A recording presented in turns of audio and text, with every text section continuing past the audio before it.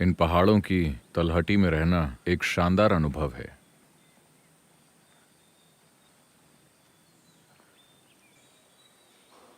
मेरे जीवन के कई दशक, मेरा शुरुआती आधा जीवन इन्हें ढूंढते हुए गुजरा।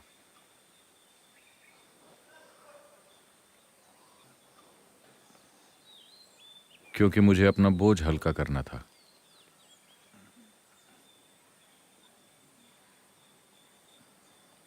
अब मैं मुश्किल से ही यहां रह पाता हूं। On one level, in one way,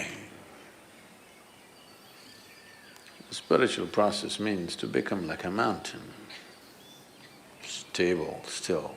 एक स्तर पर आध्यात्मिक प्रक्रिया का मतलब है पर्वत की तरह बन जाना, अचल और स्थिर।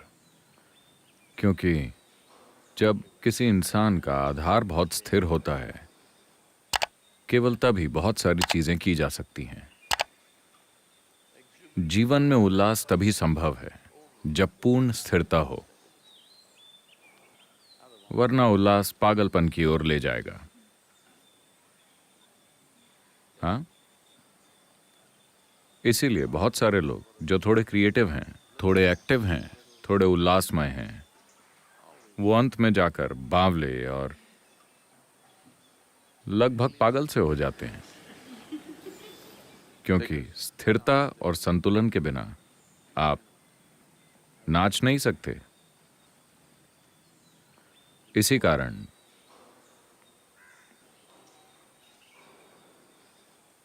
शिव का मतलब एक ही साथ स्थिरता भी होता है और नृत्य भी। या तो आप उन्हें बिल्कुल स्थिर बैठा देखते हैं, या आप उन्हें एक विस्फोटक नृत्य करते देखते हैं। क्योंकि विस्फोट केवल तभी संभव है जब एक मजबूत आधार मौजूद हो। एक ऐसा विस्फोट जो विनाश न करे केवल तभी संभव है जब स्थिरता हो। लोग अपने जीवन को काबू करके, उसमें काट छांट करके उसे स्थिर बनाने की कोशिश करते हैं। आपकी दादी माँ स्थिरता के लिए ऐसा तरीका बताती रही होंगी, खुद पर काबू करो तभी तुम में स्थिरता आएगी। हाँ, अगर आप मर जाएं तो आप स्थिर हो जाएंगे, बिल्कुल। Very. मैं आपसे वादा करता हूं। तो आमतौर पर जो लोग स्थिरता की बात करते हैं वो कब्जियत वाला जीवन जी रहे हैं। आप जानते हैं कब्ज क्या होता है? इसका मतलब है कि ये थोड़ी थोड़ी हो रही है।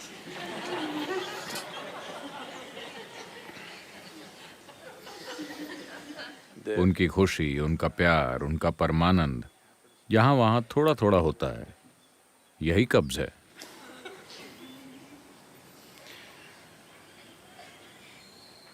तो स्थिरता यानी ये नहीं कि आपने अपने जीवन में काट छांट करके उसे छोटे से छोटा बना लिया और आप स्थिर हो गए। इससे कुछ हासिल नहीं होगा। स्थिरता आती है क्योंकि आप सब कुछ पूरी स्पष्टता से देखते हैं। इसीलिए जब हम कहते हैं आदि योगी, तो हम स्थिरता की बात कर रहे हैं, और साथ ही साथ एक उल्लास भरे नृत्य की भी। ऐसा सिर्फ इसलिए संभव है क्योंकि उनके पास 2 से ज्यादा आंखें हैं। जरूरी नहीं कि 3, लेकिन 2 से ज्यादा। इसका मतलब कि वो आम लोगों से कहीं ज्यादा देखते हैं। क्योंकि वो ज्यादा देख सकते हैं, इसीलिए वो स्थिर हो सके हैं। अगर आप सिर्फ एक ही हिस्सा देखते हैं तो आप स्थिर नहीं हो सकते। तो सारी कोशिश बेहतर देखने की है। Darshan. Seeing, you know. ये पूरी संस्कृति इस बारे में बात करती आई है। आप मंदिर जाते हैं कोई अर्जी देने के लिए नहीं, बल्कि दर्शन के लिए, बेहतर तरीके से देखने के लिए। बुनियादी तौर पर लोग उसे नहीं देख पाते जो जीवन में है, सिर्फ इसीलिए क्योंकि उन्होंने जीवन में बहुत सारी चीजों के साथ अपनी पहचान बना ली है। ये पहचान शरीर के साथ शुरू होती है, फिर आगे जाकर उसमें कई और चीजें जुड़ जाती हैं।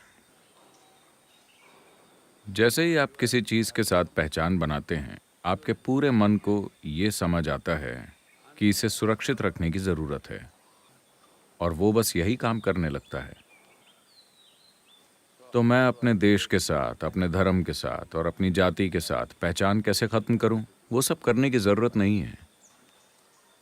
अगर आप अपने शरीर से अपनी पहचान खत्म कर लें तो सब गया, सब कुछ निपट जाएगा, क्योंकि हर चीज की जड़ वही है। हर चीज बस एक फैला हुआ रूप है आपके शरीर की सीमित चार दीवारी के साथ आपकी पहचान का। जैसे ही आप अपने शरीर के साथ पहचान बनाते हैं, बाकी पहचान अपने आप बढ़ने लगती है। और ये पहचान काफी तेजी से बढ़ती है। आप जो भी कर रहे हैं उसमें आपको जितनी ज्यादा सफलता मिलती है, ये पहचान उतनी ही तेजी से गहराती जाती है। जैसे जैसे ये पहचान बढ़ती है, आपकी नजर उतनी ही सीमित होती जाती है। आपके मन की दुनिया में चल रहा नाटक बड़े से बड़े स्तर पर चला जाता है और आपको कोई चीज देखने ही नहीं देता। आपके अपने विचार और भावनाएं आपको डुबोए रखेंगी। अफसोस की बात है कि ये दुनिया लोगों को लगातार ये सोचने पर मजबूर कर रही है कि जो कुछ आपके मन में चल रहा है वो बहुत महत्वपूर्ण है। मैं दुनिया को ये समझाने में लगा हुआ हूं कि आपके मन में जो कुछ भी चल रहा है वो कचरा है। नहीं सदगुरु, मैं भगवान के बारे में सोच रहा हूं, वो भी कचरा है।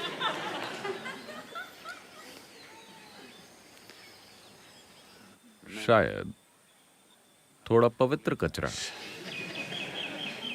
लेकिन वो फिर भी कचरा ही है, क्योंकि आपके दिमाग में न तो भगवान आ सकते हैं, न शैतान, न देवदूत। वहां केवल विचार आते हैं। It's a fool who identifies one thought as sacred, another thought as something else.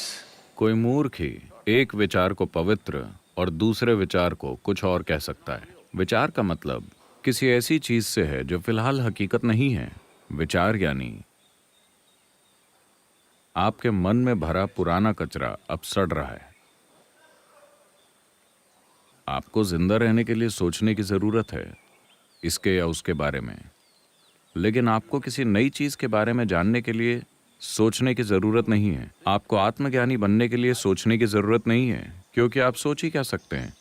आप केवल अपने दिमाग में भरी पिछली बातों के बारे में ही सोचेंगे, शायद अलग अलग तरीकों से। आपका कचरा चाहे जितने भी अलग अलग तरीकों से सामने आए, उसकी जीवन में कोई अहमियत नहीं है। शायद सामाजिक रूप से थोड़ी अहमियत हो। जब मैं दूसरे देशों में जाता हूं, कई लोग कहते हैं ये एक विचारशील नेता है। ओ,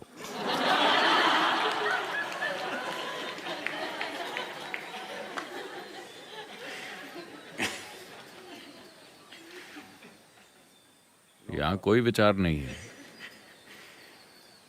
तो स्पष्ट रूप से देखना, हर चीज को देखना, यानी अपनी दृष्टि में आप खुद अड़चन नहीं बन रहे हैं। अगर ये एक चीज हो जाए तो स्थिरता आ जाएगी। आपको उल्लास के लिए चिंता नहीं करनी होगी, क्योंकि वो जीवन की प्रकृति है। हर चीज उल्लास से भरी है। उल्लास के घटित होने के लिए स्थिरता की जरूरत होती है, वरना आप अपना उल्लास कम करते रहते हैं, क्योंकि बिना संतुलन के उल्लास दुख देता है।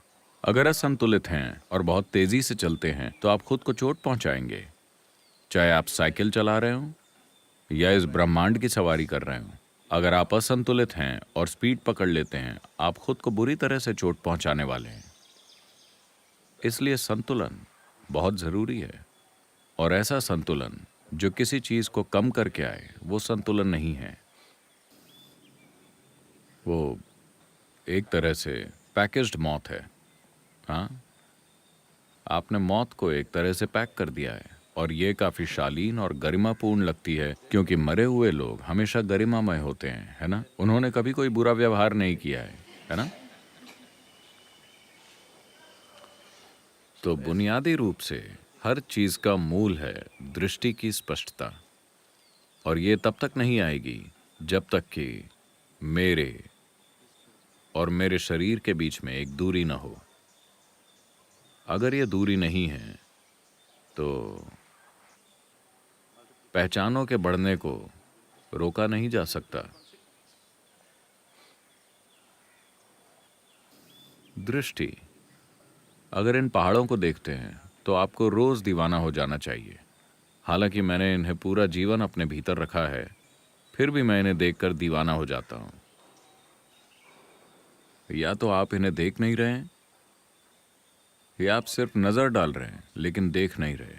एक बार शंकरन पिल्लई ईशा योग केंद्र आए और उन्होंने कहा कि उन्हें ऐसा कमरा चाहिए जहां से सबसे बढ़िया नजारा दिखाई दे।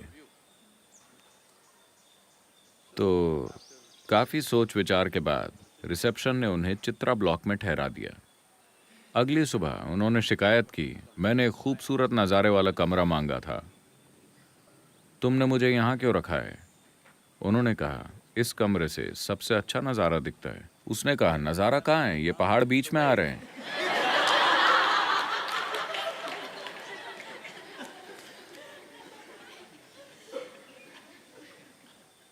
पहाड़ कभी बीच में नहीं आते, ये बस आप ही हैं। जरूरत है बस खुद से परे देखने